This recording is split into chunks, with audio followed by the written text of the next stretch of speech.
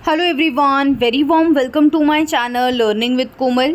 आज की इस वीडियो में लेकर आए हैं फंडामेंटल्स ऑफ फाइनेंशियल मैनेजमेंट, जो कि हमारा बीकॉम सेमेस्टर 5 DU/SOL का सिलेबस को हम लोग कवर करेंगे। यूनिट 1 हम लेकर आए हैं आज। इंट्रोडक्शन वीडियो है जिसमें हम यूनिट 1 को कवर करेंगे पूरा, और वीडियो काफ़ी ज़्यादा हेल्पफुल होने वाली है आप लोगों के लिए। वीडियो को लाइक शेयर कमेंट करना ना भूलें, चैनल को सब्सक्राइब ज़रूर करें। DU/SOL की वीडियोस काफ़ी ज़्यादा मेरे चैनल पर आपको मिल जाएंगी, प्लेलिस्ट आपको मिल जाएगी सब्जेक्ट्स की। चलिए फिर स्टार्ट करते हैं बिना टाइम वेस्ट किए। तो जैसा कि आप स्क्रीन पे देख सकते हैं, fundamentals of financial management unit 1 को हम कवर करेंगे। सबसे पहले बात करेंगे इंट्रोडक्शन की। तो देखिए, सबसे पहले अगर हम बात करें तो फाइनेंशियल मैनेजमेंट का मतलब क्या, कि जब हम अपने एक बिज़नेस ऑर्गेनाइजेशन में फाइनेंसेस को मैनेज करते हैं, पैसों से रिगार्डिंग, मतलब जो रुपया होता है, पैसे होते हैं, उसके रिगार्डिंग जब हम ट्रांजैक्शन करते हैं, लेन देन करते हैं, जितनी भी हमारी बिज़नेस डीलिंग्स करते हैं, उन सारी चीज़ों को मैनेज करना, जो भी हमारी ट्रांजैक्शन होती है डे टू डे बेसिस पे हो, वो सब हम फाइनेंशियल मैनेजमेंट में कंसीडर करते हैं।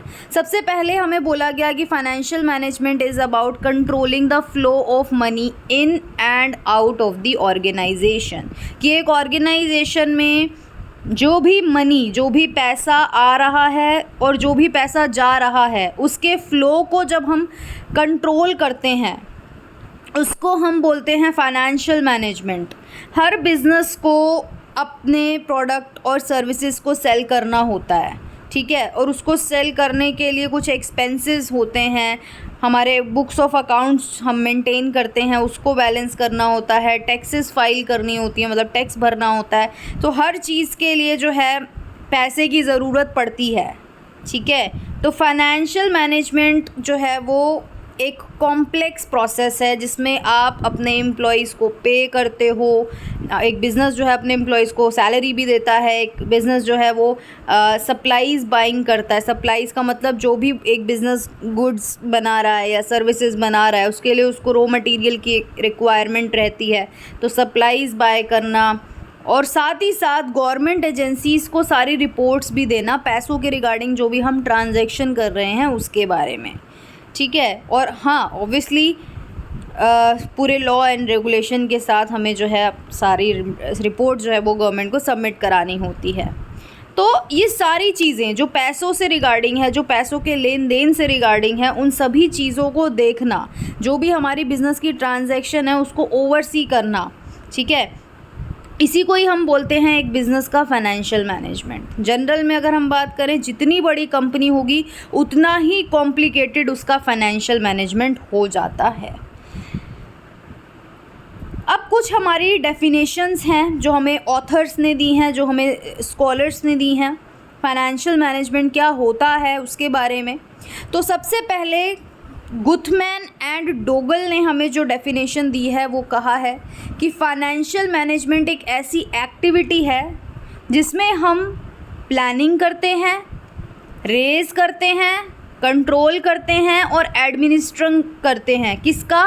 पैसों का, फंड्स की प्लानिंग, कि कितने फंड्स की हमको रिक्वायरमेंट है, फंड्स कहाँ से रेज़ करेंगे, कौन कौन से सोर्सेज हैं हमारे पास पैसे अरेंज करने के, long term sources, short term sources, equity, debenture, कहाँ से पैसे लाएं, बैंक से लोन लें, फाइनेंशियल इंस्टीट्यूशन से लें, कहाँ से पैसा रेज़ करें, स्टॉक मार्केट से रेज़ करें, राइट। चलो, रेस करने के बाद का स्टेप आता है कंट्रोल करना उस पैसे को, कि भाई पैसा तो आ गया, अब उस पैसे को सही जगह एलोकेट भी तो करना है, उसको सही जगह लगाना भी तो है, वेस्टेज तो नहीं होना चाहिए उस मनी का, ठीक है। तो इसी को ही हम क्या बोलते हैं? फाइनेंशियल मैनेजमेंट बोलते हैं, अकॉर्डिंग टू गुथमैन एंड डोगल। उसके बाद जोसेफ एल मेसी ने भी एक डेफिनेशन दी है फाइनेंशियल मैनेजमेंट की, कि फाइनेंशियल मैनेजमेंट वो बिज़नेस एक्टिविटी है जिसमें हम फ़ंड्स को ऑब्टेन करते हैं, फ़ंड्स को यूज़ करते हैं, जिससे कि हमारे जितने भी बिज़नेस के ऑपरेशंस हैं, जितनी भी हमारी बिज़नेस की एक्टिविटीज़ है, वो एफिशिएंटली हो पाएँ। उसके बाद अकॉर्डिंग टू एस.सी. कुच्चल के अकॉर्डिंग फाइनेंशियल मैनेजमेंट एक ऐसा प्रोसेस है जिसमें हम फंड्स को प्रोक्योर करते हैं। प्रोक्योर करने का मतलब फंड्स को एक तरीके से अरेंज करना, कहाँ से हम पैसा ले रहे हैं, राइट, एक तरीके से फंड्स को प्रोक्योर करना, एंड उस फंड्स को प्रोक्योर करने के बाद उसको बिजनेस में इफ़ेक्टिवली यूज़ भी करना, उसको हम, उस प्रोसेस को हम बोलते हैं फाइनेंशियल मैनेजमेंट। इसके बाद आता है कि हमारे फाइनेंशियल मैनेजमेंट का क्या स्कोप है। तो स्कोप की अगर हम बात करें तो फाइनेंशियल मैनेजमेंट का जो स्कोप है वो काफ़ी ज़्यादा एक्सटेंसिव है। वाइड रेंज ऑफ एक्टिविटीज़ इसमें आती है, बहुत सारे एरियाज़ आते हैं जहाँ पे आपको अपने फाइनेंशियल, एक बिज़नेस ऑर्गेनाइजेशन को अपने फाइनेंशियल रिसोर्सेज को इफ़ेक्टिवली मैनेज करना होता है, इफ़ेक्टिवली मैनेज भी करना होता है। उसके बाद इसमें short term, long term decision making processes भी इन्वॉल्व होते हैं कि हमारे को कितने शॉर्ट टर्म पैसों की रिक्वायरमेंट है, कितने लॉन्ग टर्म पैसों की रिक्वायरमेंट है, ठीक है। तो अब हम बात करेंगे हमारे क्या क्या की एस्पेक्ट्स हैं स्कोप के। तो नंबर 1 आता है इसमें फाइनेंशियल प्लानिंग। मतलब आप जो है फाइनेंशियल मैनेजमेंट जब आप करते हो, अपने फाइनेंसेस को मैनेज करते हो, तो उसमें सबसे पहले आपको अपने फाइनेंस की प्लानिंग करनी पड़ेगी। प्लानिंग का मतलब क्या, कि आपको अपने जो गोल्स हैं, फाइनेंशियल गोल्स हैं, उसको स्पेसिफिकली अचीव करने के लिए प्लानिंग और स्ट्रैटेजी फॉर्मुलेट करनी पड़ेगी। कुछ भी गोल होता है ना जब आपका, तो आप क्या करते हो, प्लानिंग तो करते हो ना, स्ट्रैटेजी तो बनाते हो ना। ऐसे ही जब एक ऑर्गेनाइजेशन में आपको आपने गोल सेट करना है कि मुझे कम से कम कॉस्ट रखनी है, इतने पैसा अरेंज करना है, जो भी आपके फाइनेंशियल गोल्स होते हैं उसको अचीव करने के लिए आप स्ट्रैटेजीज़ और एक्शन प्लान्स फॉर्मुलेट करते हो। इसमें जो है आता है आपका फाइनेंशियल नीड्स को फोरकास्ट करना, बजट बनाना, और जो भी रिसोर्सेज है उनका एलोकेशन डिटरमाइन करना, कि ताकि आपके फाइनेंशियल ऑब्जेक्टिव्स पूरे हो पाए, राइट। कैपिटल बजटिंग नेक्स्ट आता है, दूसरा point, capital budgeting. Capital budgeting का मतलब क्या, कि फाइनेंशियल मैनेजमेंट में आप लोग इन्वेस्टमेंट अपॉर्चुनिटीज़ को इवैल्यूएट करते हो कि जो पैसा है वो एक्चुअल में कहाँ लगाना चाहिए एक बिज़नेस को, राइट। क्योंकि हम कहीं पे भी इन्वेस्टमेंट करते हैं तो हमें वहाँ से रिटर्न भी चाहिए। एक बिज़नेस जब किसी चीज़ पे पैसा लगाता है, जब किसी प्रोजेक्ट पे इन्वेस्ट करता है, तो वहाँ से उसको कुछ रिटर्न मिलेगा तभी तो बेस्ट से बेस्ट इन्वेस्टमेंट अपॉर्चुनिटी को इवैल्यूएट करना, उसको सिलेक्ट करना फाइनेंशियल मैनेजमेंट का ही हिस्सा है, जिसमें हमारे ऑर्गेनाइजेशन के लॉन्ग टर्म गोल्स भी अचीव हो पाएँ। तो इस प्रोसेस में आप बहुत सारे प्रोजेक्ट्स को एनालाइज करते हो, उसके बाद उनकी वाइबिलिटी एंड पोटेंशियल रिटर्न्स को भी आप क्या करते हो, डिटरमाइन करते हो कि इस पर्टिकुलर इन्वेस्टमेंट से कितना रिटर्न हमें मिल सकता है। उसके बाद आता है फाइनेंशियल एनालिसिस एंड रिपोर्टिंग। तो फाइनेंशियल मैनेजमेंट में क्या होता है, ऑर्गेनाइजेशन की फाइनेंशियल परफॉर्मेंस असेस की जाती है एंड पोजीशंस को असेस किया जाता है with the tools and techniques. Tools and techniques का मतलब क्या, कि फाइनेंशियल मैनेजमेंट में बहुत सारे आप अभी मेथड्स आगे पढ़ोगे कि किन किन टूल्स को, किन किन टेक्निक्स को आप यूज़ करके जो है फाइनेंशियल एनालिसिस करते हो, राइट। इसमें आपका आता है फाइनेंशियल स्टेटमेंट बनाना, फाइनेंशियल रेशोज़ इंटरप्रेट करना। रेशोज़ आपने सुनी होंगी, अकाउंटिंग रेशोज़ होती हैं, debt to equity ratio, interest coverage ratio, current ratio, बहुत सारी हमारी अकाउंटिंग रेशो हैं, राइट। कम से कम 23 अबव हमारी अकाउंटिंग रेशोज़ हैं, जिसका इस्तेमाल करके आप फाइनेंशियल एनालिसिस करते हो और आप एक रिपोर्ट जनरेट करते हो, ताकि आप उस रिपोर्ट के बेस पे अपना एक बेटर डिसीजन ले पाओ एज अ फाइनेंशियल मैनेजर। इसके बाद अगर हम बात करें तो आता है working capital management. Working capital क्या होता है, देखो जब डे टू डे हमारे बिज़नेस में एक्टिविटीज़ होती है, डे टू डे हमारा बिज़नेस रन करता है, तो हमें पैसों की रिक्वायरमेंट होती है। शॉर्ट टर्म 2-3 महीने का हम अपना एक बजट बना के चलते हैं, 3-3 महीने का, एक क्वार्टर का बजट हम लोग बना के चलते हैं, that is working capital, right. तो फाइनेंशियल मैनेजमेंट का जो ये वर्किंग कैपिटल मैनेजमेंट वाला जो एस्पेक्ट है वो क्या है, जिसमें हमारे बिजनेस की operational needs, day to day जो ऑपरेशनल नीड्स हैं उसको मैनेज करने से ये डील करता है, ताकि शॉर्ट टर्म लिक्विडिटी बनी रहे, सफिशिएंट लिक्विडिटी बनी रहे, और ऑप्टिमाइजिंग कैश फ्लो एफिशिएंसी, कि हमारे कैश फ्लो एफिशिएंट रहें, मतलब कि कैश की कोई दिक्कत ना आए, राइट। तो इसमें इसका काम होता है। इसके बाद रिस्क मैनेजमेंट, फाइनेंशियल मैनेजमेंट में ये भी इन्वॉल्व होता है कि एक एज अ फाइनेंशियल मैनेजर आप ये भी आइडेंटिफाई करो, ये भी एसेस करो कि किस तरीके से हमें फाइनेंशियल रिस्क को मिटिगेट करना है, कैसे हमें अपने फाइनेंशियल रिस्क को कम से कम करना है। क्योंकि बिजनेस में जब आप पैसे लगाते हो तो हर कदम पे रिस्क है, उस रिस्क को मिटिगेट करना, उस रिस्क को रिड्यूस करना, कम करना ही रिस्क मैनेजमेंट कहलाता है। कि आप अपनी पूरी कोशिश करो, है ना, एज अ फाइनेंशियल मैनेजर आप कोशिश करो कि आप जो पैसा लगा रहे हो, जो फाइनेंशियल रिस्क जो है एक बिज़नेस ले रहा है, बियर कर रहा है, उसको कम से कम हो वो, राइट। मार्केट में बहुत सारी फ्लक्चुएशंस आएंगी, क्रेडिट रिस्क, ऑपरेशनल अनसर्टेनिटीज़ आएंगी, जो आपके ऑर्गेनाइजेशन की फाइनेंशियल स्टेबिलिटी को सेफगार्ड करती है। तो रिस्क मैनेजमेंट भी इसमें इन्वॉल्व है। कैपिटल स्ट्रक्चर मैनेजमेंट की अगर हम बात करें तो इसमें देखो कैपिटल स्ट्रक्चर का मतलब क्या, मान लो ये कैपिटल स्ट्रक्चर है, मैंने इतना बड़ा ये बना दिया। अब इसमें कैपिटल स्ट्रक्चर का मतलब क्या कि एक बिज़नेस है, एक कंपनी है, उसकी कैपिटल में कितना पोर्शन डेट का है और कितना पोर्शन हमारा इक्विटी का है, ठीक है। ये होता है हमारा कैपिटल स्ट्रक्चर, कि कहाँ कितना पैसा कंपनी ने उधार ले रखा है, बोरोड फंड जिसको हम बोलते हैं बोरोड फंड, और इसको हम बोलते हैं ओनर्स फंड, कितना पैसा इक्विटी से ले रखा है, राइट। तो ये होता है कैपिटल स्ट्रक्चर। तो इसमें एप्रोप्रिएट मिक्स होना चाहिए। एप्रोप्रिएट मिक्स का मतलब आपको अपने बिजनेस के अकॉर्डिंग ही अपना कैपिटल स्ट्रक्चर डिसाइड करना चाहिए कि कितना रेशो होनी चाहिए। हर बिजनेस का नेचर अलग होता है, हर बिजनेस का साइज अलग होता है। तो एक फाइनेंशियल मैनेजर को अपनी सूझबूझ, अपनी समझ के अकॉर्डिंग ही, उस बिज़नेस की समझ लगाकर ही कैपिटल स्ट्रक्चर को डिसाइड करना होता है। और हर एक फाइनेंशियल मैनेजर का यही मोटिव होना चाहिए कि कॉस्ट ऑफ कैपिटल कम से कम आए और शेयर होल्डर की वैल्यू मैक्सिमाइज हो। ये एक अल्टीमेट गोल होता है। कॉस्ट ऑफ कैपिटल का मतलब क्या होता है कि देखो भाई, मैं अगर एज अ फ्रेंड मैं अपने फ्रेंड से उधार लेती हूँ पैसा 10,000 रुपया, तो मेरा फ्रेंड कहता है कि 3 महीने बाद मुझे 500 रुपये ऊपर दियो इसके, फॉर एग्जाम्पल, मैं आपको भी एक एग्जाम्पल से समझा रही हूँ। तो मेरे से वो बंदा लेगा 10,500 रुपये वापस, लेकिन मैंने तो उससे 10,000 रुपये लिए थे। तो जो वो 500 रुपये एक्स्ट्रा ले रहा है तो उसको ही हम बोलते हैं cost of capital, right. Cost of capital का मतलब क्या कि बिज़नेस अगर किसी से पैसा ले रहा है, इन्वेस्टर अगर किसी बिज़नेस में पैसा लगा रहा है, तो उसको ऊपर से रिटर्न भी चाहिए, डिबेंचर होल्डर को इंटरेस्ट चाहिए, शेयर होल्डर को डिविडेंड चाहिए, that is cost of capital, उसको हम बोलते हैं कॉस्ट ऑफ कैपिटल। तो कॉस्ट ऑफ कैपिटल कम से कम होनी चाहिए।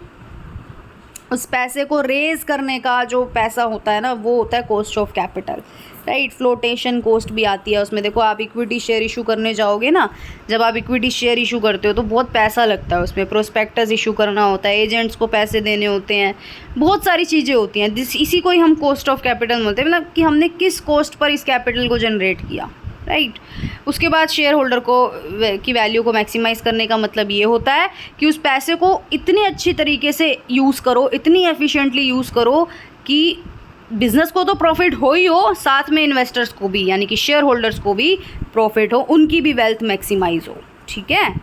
इसके बाद आता है डिविडेंड पॉलिसी। डिविडेंड पॉलिसी की अगर हम बात करें तो जब एक कंपनी को प्रॉफिट्स होते हैं तो उस प्रॉफिट को किस तरीके से डिस्ट्रीब्यूट करना है शेयर होल्डर के बीच में, वो डिसाइड करना, ठीक है। उसी प्रॉफिट जब हम अपने शेयर होल्डर्स को, जब एक कंपनी प्रॉफिट का कुछ हिस्सा देती है एज अ रिटर्न, उसको हम बोलते हैं डिविडेंड, ठीक है। तो डिविडेंड पॉलिसी कुछ ऐसी होनी चाहिए जिसमें एक इस तरीके का बैलेंस मेंटेन हो, जिसमें हम कुछ पैसे को रिटेन भी करें बिजनेस में, किस लिए, ग्रोथ अपॉर्चुनिटी के लिए, और कुछ पैसा जो है वो शेयर होल्डर्स में बांट दिया जाना चाहिए। भाई ऐसा तो नहीं है ना कि बिज़नेस अगर पैसे कमा रहा है तो उसकी डिविडेंड पॉलिसी ऐसी होनी चाहिए कि कुछ पैसा, कमाई का कुछ पैसा आप अपने लिए रखो, क्योंकि आगे बिज़नेस को और भी ग्रोथ की अपॉर्चुनिटी मिलेगी, वहाँ पे भी पैसा लगाने के लिए पैसा होना ज़रूरी है, जिसको हम बोलते हैं रिटेन अर्निंग्स। कहते हैं ना अपने पास भी पैसा होना चाहिए, सारा ही नहीं बांटना चाहिए। तो ऐसे ही एक कंपनी को कुछ रिटेन करके भी रखना चाहिए अपनी कमाई में से, अपने प्रॉफिट में से, सो दैट कल को कोई ग्रोथ अपॉर्चुनिटी आए तो उस ग्रोथ अपॉर्चुनिटी को एक बिज़नेस फटाफट ग्रैब कर पाए, क्योंकि उसके पास हाथ में पैसा हो, राइट। हर बार थोड़ी ना कटोरा लेके शेयर होल्डर्स या इन्वेस्टर्स के पास जाएगी कंपनी, कुछ अपना भी तो पल्ले रखेगी ना पैसा। इसके बाद आता है मॉडर्न अप्रोचेस। मॉडर्न अप्रोचेस की अगर हम बात करें तो मॉडर्न अप्रोच क्या कहती है फाइनेंशियल मैनेजमेंट की, ये कहती है कि एक तो इसमें बोला इन्होंने कि इसका जो पर्सपेक्टिव है काफ़ी ब्रॉडर है। मतलब पहले क्या होती थी, एक ट्रेडिशनल अप्रोच चलती थी। ट्रेडिशनल अप्रोच क्या कहती थी कि प्रॉफिट को ज़्यादा से ज़्यादा बढ़ाओ, प्रॉफिट को ज़्यादा से ज़्यादा बढ़ाओ, वो कहती थी। लेकिन जो मॉडर्न अप्रोच है वो वेल्थ मैक्सिमाइजेशन पे फोकस करती है, ठीक है। अभी हम मॉडर्न अप्रोच के बारे में पढ़ेंगे। तो इसका जो पर्सपेक्टिव है वो ब्रॉडर है। मॉडर्न अप्रोच जो है वो ये भी कंसीडर करती है कि हमारे जो फाइनेंशियल डिसीजंस हम ले रहे हैं उसका इम्पैक्ट हमारे स्टेक होल्डर पे किस तरीके से पड़ रहा है। स्टेक होल्डर में कौन कौन आ गए? स्टेक होल्डर में आपके कस्टमर आ गए, आपके एम्प्लॉयज़ आ गए, आपकी कम्युनिटी आ गई एक बिज़नेस की, राइट। तो हमारे स्टेक होल्डर पर फाइनेंशियल डिसीजन का क्या इम्पैक्ट पड़ रहा है उसको भी कंसीडर करती है मॉडर्न अप्रोच। तो जो मॉडर्न अप्रोच है वो लॉन्ग टर्म सस्टेनेबल ग्रोथ को प्रायोरिटी देती है। एनवायरमेंटल सोशल गवर्नेंस को वो कंसीडर करती है, जिसको हम ESG फैक्टर भी बोलते हैं। ये जो अप्रोच है ये रिस्क मैनेजमेंट को अब इनकॉर्पोरेट करती है, ये financial strategic financial manage planning को प्रमोट करती है, ताकि हमारे ऑर्गेनाइजेशन के ओवरऑल मिशन और वैल्यूज़ को हम लोग क्या कर पाएँ, इसके साथ अलाइन कर पाएँ। अब कुछ मॉडर्न अप्रोच के जो है फीचर्स हैं, जैसे कि long term sustainability. Long term sustainability का मतलब क्या कि आपको अपने फाइनेंसेस को कुछ इस तरीके से मैनेज करना है कि जिससे हमारी लॉन्ग टर्म सस्टेनेबिलिटी बनी रहे, लंबे टाइम तक हमारे फाइनेंस जो हैं वो प्रॉपरली मैनेज हों, हमारा बिजनेस सस्टेन कर पाए।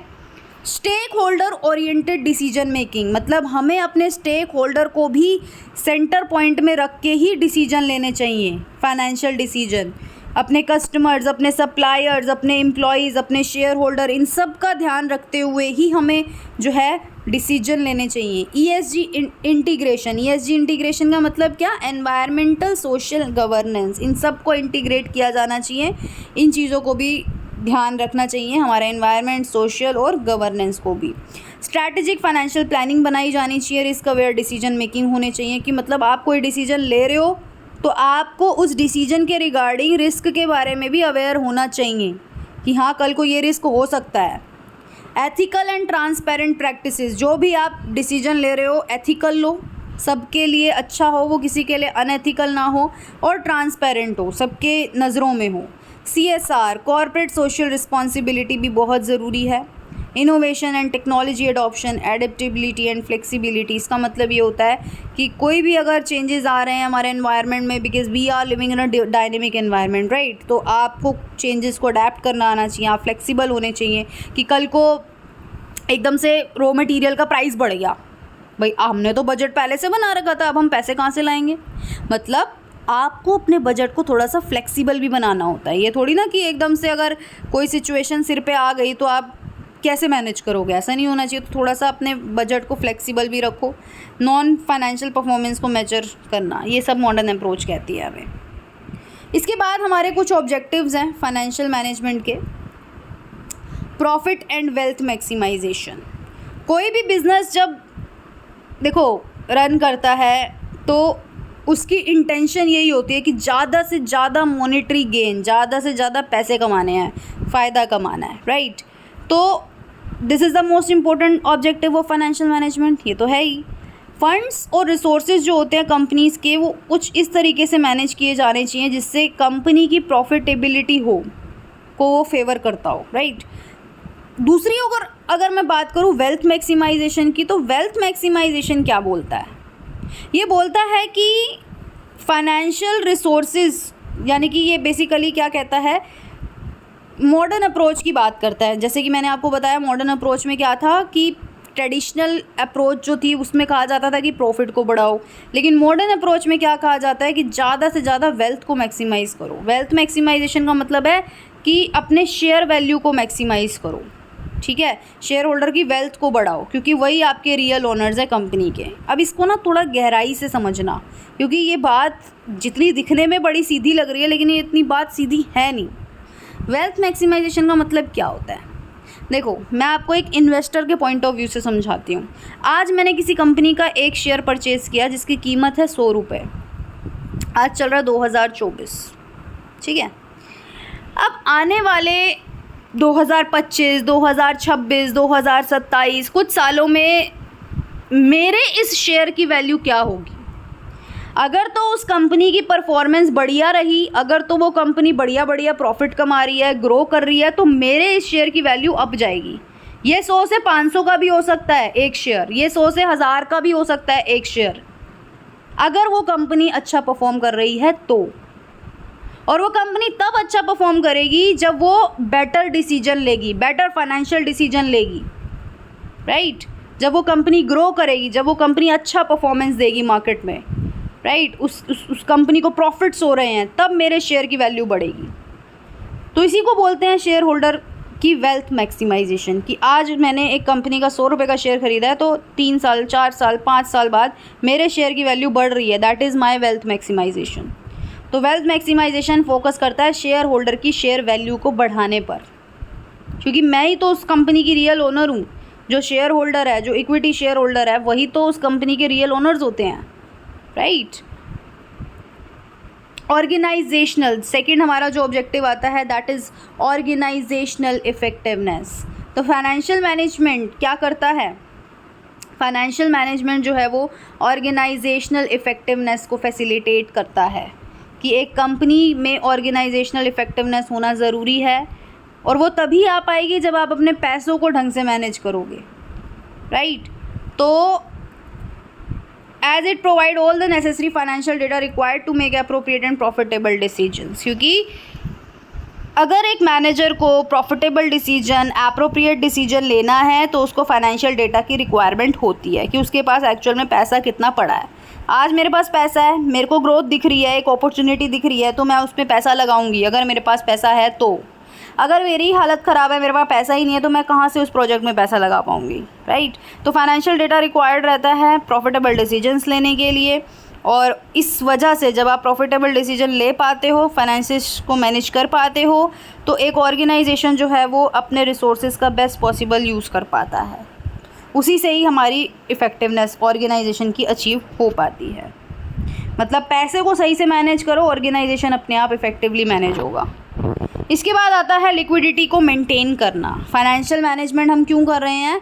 बिकॉज हम अपनी लिक्विडिटी को भी मेंटेन करना चाहते हैं। लिक्विडिटी का मतलब क्या कि पैसा होना चाहिए एक ऑर्गेनाइजेशन में, ठीक है, पैसा होना चाहिए, ऐसी एसेट्स हमारे पास होनी चाहिए जिसके बदले में हमें फटाफट से कैश मिल जाए, जिसको हम बेसिकली शॉर्ट टर्म एसेट्स भी बोलते हैं, करंट एसेट्स भी बोलते हैं। कैश हो गया, बैंक में पैसा पड़ा है, that is liquidity, that is cash. Liquidity एक बहुत ही इम्पॉर्टेंट इंडिकेटर होता है हमारी कंपनी की गुड हेल्थ का।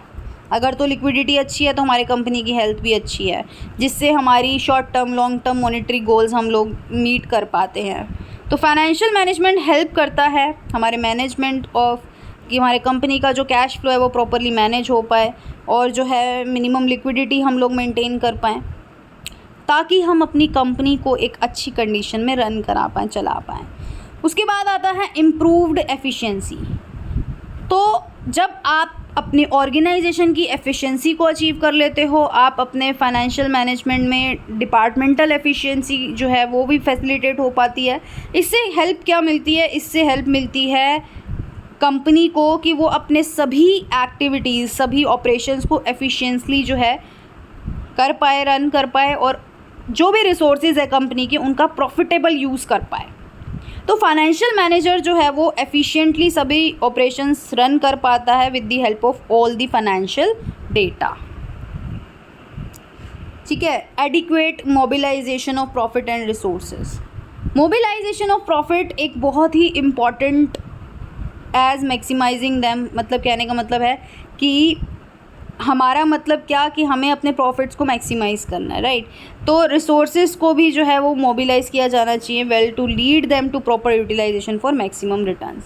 अब देखो मेरे पास पैसा पड़ा है, जब तक मैं उस पैसे को सही जगह मोबिलाइज़ या फिर उस सही जगह लगाऊंगी नहीं, उसको हिलाऊंगी नहीं उसकी जगह से, सही जगह उसको लगाऊंगी नहीं, तब तक मैं प्रॉफिट कहाँ से कमा पाऊंगी।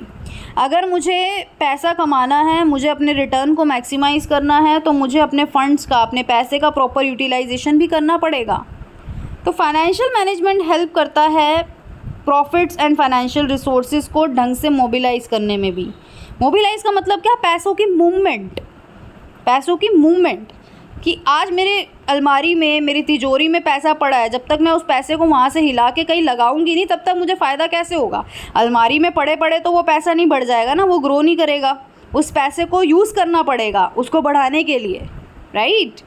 तो ऐसे ही बिज़नेस में होता है कि अगर आप प्रॉपर फाइनेंशियल मैनेजमेंट करते हो ना, तो आपके पास सारा फाइनेंशियल डेटा होता है, तब आपको पता चलता है कि आपके पास कितना पैसा पड़ा है और किस पैसे को कहाँ लगाना है, ठीक है। फाइनेंशियल मैनेजमेंट आपको प्रिपेयर करता है, आपको मैनेज करता है कि किस तरीके से एसेट्स, फाइनेंसेस, प्रॉफिट्स को यूज़ करना है जब ज़रूरत पड़े। उसके बाद proper estimation of financial needs की अगर हम बात करें, तो जो भी हमारी फाइनेंशियल नीड्स है उसको एस्टिमेट करना कि भाई कितनी हमारे बिज़नेस को शॉर्ट टर्म में, लॉन्ग टर्म में पैसों की ज़रूरत पड़ेगी, इस चीज़ को एनालाइज करता है, एस्टिमेशन, अनुमान लगाता है फाइनेंशियल मैनेजमेंट, जिससे कि हमें पता हो कि हाँ भाई 3 महीने बाद या 4 महीने बाद हमें इतने पैसों की रिक्वायरमेंट रहेगी, 1 साल बाद हमें इतने पैसों की रिक्वायरमेंट रहेगी। तो ये सारी चीज़ें, इससे क्या होता है कि अगर हम प्रॉपर एस्टिमेशन करते हैं तो हमारी जो भी बिज़नेस ट्रांजैक्शन होती है वो सक्सेसफुली होती है और हमारा बिज़नेस ग्रो करता है। आज के लिए सिर्फ इतना ही। वीडियो को लाइक, शेयर, कमेंट ज़रूर करें। Thank you so much.